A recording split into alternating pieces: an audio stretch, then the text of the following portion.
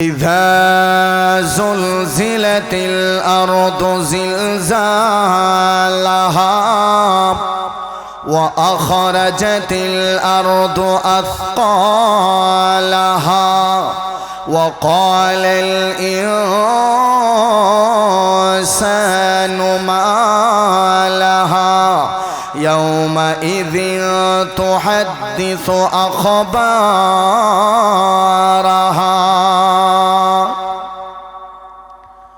পবিত্র কোরআনে কারীমের 30 নম্বর পারা সূরাতুজ জিলজালের শুরুতে আমার আল্লাহ বলেন ইজা জুলজিলাতিল আরদু জিলজালাহা জমিনকে যখন আমার আল্লাহ বড় আকারে নাড়িয়ে দিবেন, জালজালা যখন আল্লাহ করবেন, ওই জমিনকে আমার আল্লাহ কিয়ামতের সময় যখন প্রচুরভাবে নাড়াচাড়া দিবেন, ওয়া আখরাজাতিল আরদু আথকালাহা আমার আল্লাহ এবার বললেন ওরে রামপুরের মুসলমান শোনো,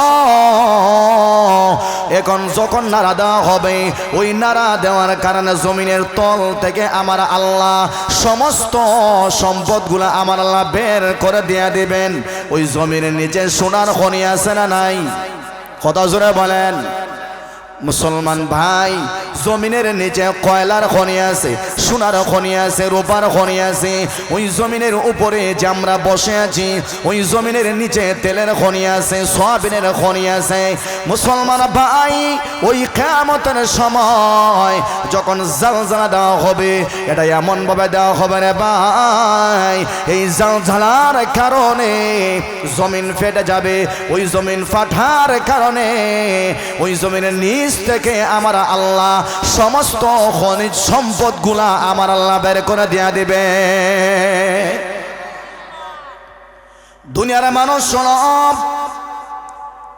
এই সম্পদ দেখিয়া রামপুরের মুসলমান, সানপুরের মুসলমান, ওমরপুরের মুসলমান বলেন আমার ভাইয়ারা সবাই বেহুশ হয়ে যাবে।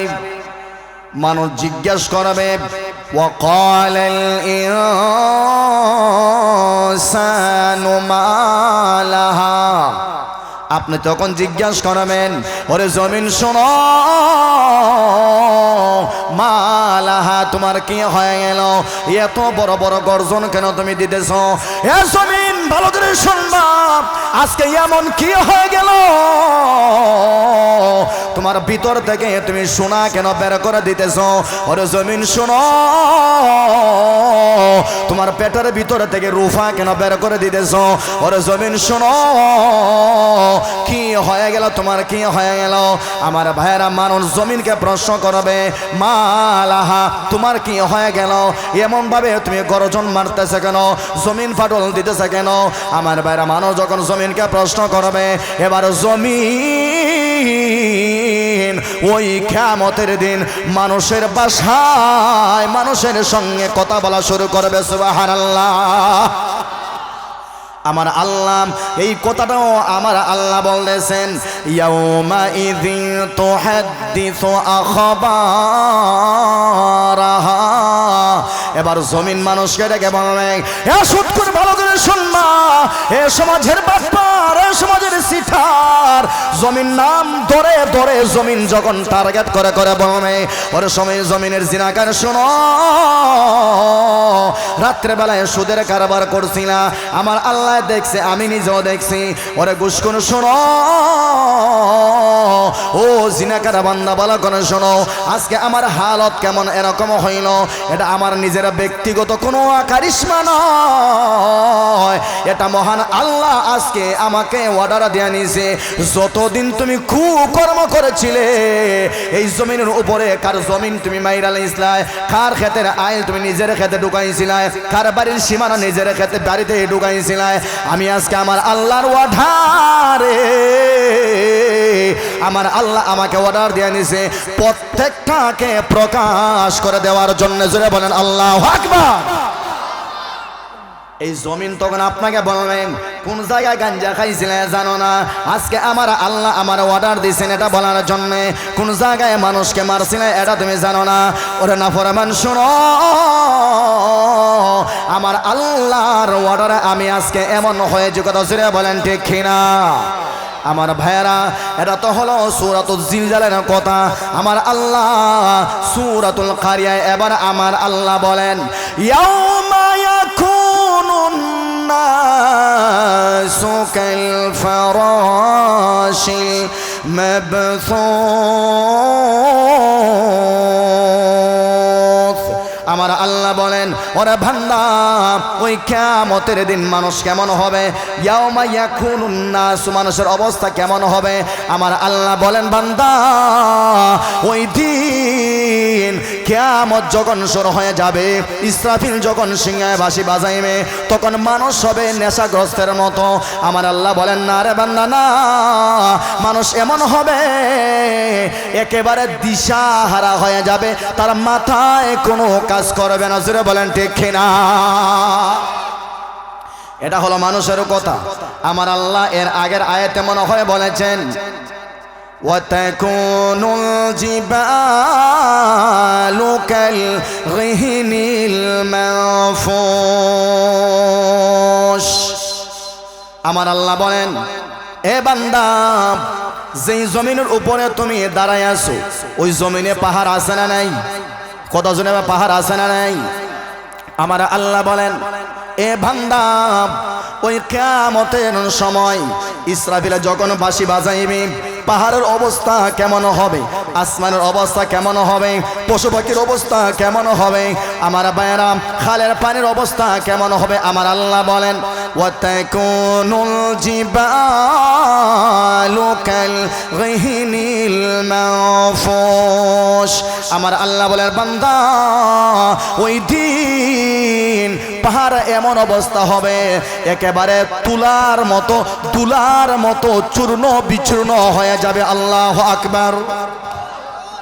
আল্লাহ বলতেছেন, ওই দিন পাহাড় যে আছে, পাহাড়, ইসরাফিলের সিংহের বাঁশির এত বিকট আওয়াজ হবে, এই আওয়াজের কারণে এই পাহাড়গুলা ব্যঙ্গে টুকরো টুকরো তো হবেই হবে, এমন কি হবে, দুলার মতো হয়ে যাবে। দুলা চিনুননি আপনারা? একেবারে দুলার মতো হয়ে যাবে। এখন আপনাদের বিবেককে আপনারা প্রশ্ন করেন, যেই কিয়ামতের দিনে এত বিশাল বিশাল পাহাড় দুলার মতো হইব, আমরার অবস্থা কেমন হইব? কথা কই না? এখানে আমরার অবস্থা কেমন হইব? এটা হলো কিয়ামত। এটা কি কিয়ামত? আমার ভাইয়েরা, আমার আল্লাহ অন্য একটা সূরায় আমার আল্লাহ বলেন, সূরাতুল ইনফিতার, আমার আল্লাহ বলেন, ইযাস সামাউ